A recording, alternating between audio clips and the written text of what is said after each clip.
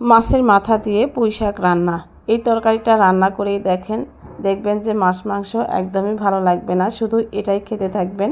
আমার কাছে তো অনেক ভালো লাগে। তো সেই জন্যই আজকে আমি পুঁই শাকের এই রেসিপিটা আপনাদের সাথে শেয়ার করব। আর পুঁই শাকের কিন্তু অনেক উপকারিতা রয়েছে, যেটা আমরা অনেকেই জানি না। আবার দেখা যায় যে এমনও কিছু সমস্যা আছে যাদের পুঁই শাক একদমই খাওয়া উচিত না। তো কিছু বিষয় আপনাদের সাথে আজকে আমি শেয়ার করব আর রান্না করব রুই মাছের মাথা দিয়ে পুঁই শাক। তো কথা বলতে বলতে কিন্তু আমি এখানে লবণ হলুদ দিয়ে রুই মাছের মাথাটা প্রথমে ভেজে নিব। মাথাটা ভেজে নিলে কি হবে যে অনেক সময় দেখা যায় যে রান্না করলে একটা গন্ধ আসে, কিন্তু মাথাটা যদি আমি ভেজে নিই তাহলে কিন্তু সেই গন্ধটা একদমই থাকবে না। তো মাছের মাথাটা কিন্তু আমি একদম উল্টে পাল্টে ভেজে নিয়েছি। তো এবার আমি উঠিয়ে নিব।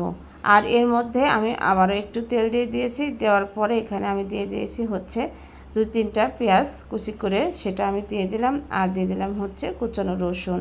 শাক মানেই তো রসুন দিতেই হবে, না হলে কিন্তু ভাল লাগবে না। তো দিয়ে দিলাম আমি স্বাদ মতো লবণ। আর দিয়ে দিলাম হচ্ছে ধনিয়া গুঁড়ো 1 চামচ, হলুদের গুঁড়ো হাফ চামচ। শাকে হলুদের গুঁড়ো কম দেওয়াই ভালো।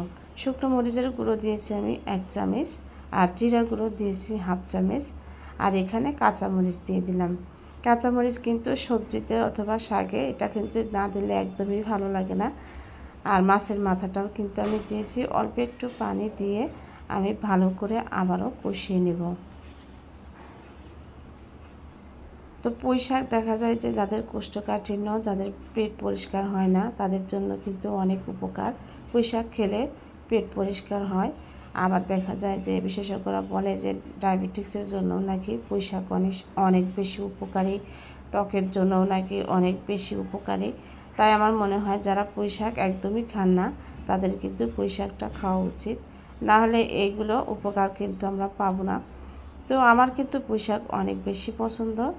তো কথা বলতে বলতে কিন্তু আমি এই যে পানি দিয়ে দিয়েছি, দিয়ে আমি মাথাটা একটু ভেঙে দিব। খুব বেশি কিন্তু ভাঙবো না, তাহলে একদমই কাটা কাটা হয়ে যাবে।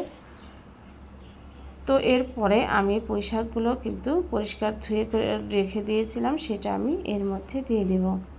তো মাথাটা কিন্তু আমার ভাঙা হয়ে গেছে দেখেন। আর এভাবে যারা একদমই কোনোদিনও খাননি তারা কিন্তু রান্না করে খেয়ে দেখবেন, অনেক মজা। আর যারা খেয়েছেন তারা তো জানেনই এটা খেতে কতটা মজা। তো শাক কিন্তু প্রথম অবস্থায় মনে হবে যে অনেক বেশি, কিন্তু রান্না করতে গেলে তখন কিন্তু একদমই কমে যাবে। তো ঢাকনা দিয়ে ঢেকে আমি 5 মিনিটের মতো রান্না করব। আর পুঁই শাকটা যাদের বিশেষ করে আলসার, পিত্তথলিতে পাথর আছে আর হচ্ছে কিডনিতে পাথর আছে, তাদের কিন্তু পুঁই শাকটা না খাওয়াই ভালো। ডাক্তারের পরামর্শ নিয়ে তারপরে খাবেন, কারণ আমার যেহেতু আলসারের সমস্যা, পুঁই শাক খেলে আমার অনেক প্রবলেম হয়। আর যেহেতু আমার পছন্দের খাবার, দেখা যায় আমি রান্না করলে দুপুরবেলা অথবা সকালবেলা অল্প একটু খেয়ে থাকি। আমি রাত্রিবেলা একদমই পুঁই শাকটা খেতে পারি না, দেখা যায় রাত্রে পেট ব্যথা করে, অনেক প্রবলেম হয় আর কি। তো তাই বলছিলাম যে আসলে এদের পুঁই শাকটা অ্যাভয়েড করাই উচিত। আর যদিও পছন্দের জিনিস তাহলে দুপুরবেলা খাবেন, বিশেষ করে শাকটা দুপুরবেলা খাওয়াই ভালো। কথা বলতে বলতে কিন্তু আমার রান্নাটা শেষ হয়ে গেছে। অসম্ভব মজা হয়েছিল। আমার চ্যানেলটা সাবস্ক্রাইব করবেন। ধন্যবাদ।